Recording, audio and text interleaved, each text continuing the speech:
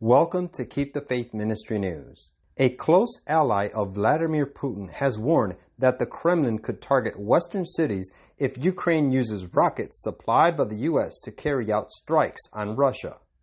President Joe Biden announced this week that his administration was sending long-range missiles to Ukraine, backtracking on an earlier statement that the U.S. would not be giving the war-torn country advanced weaponry.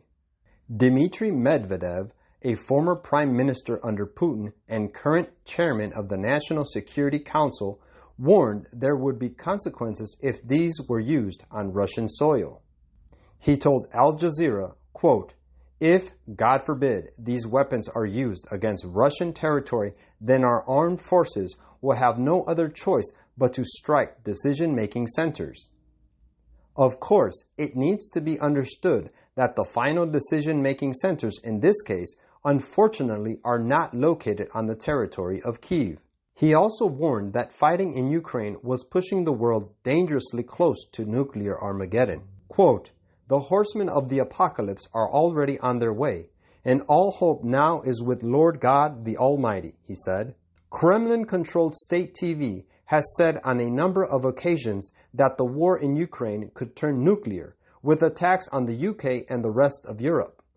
TV channels have even simulated how the UK could be nuked in 200 seconds with no survivors, while another threatened to plunge Britain into the sea with a missile that could cause a huge tsunami. The rocket system being sent over to Ukraine will be able to strike enemy targets about 50 miles away.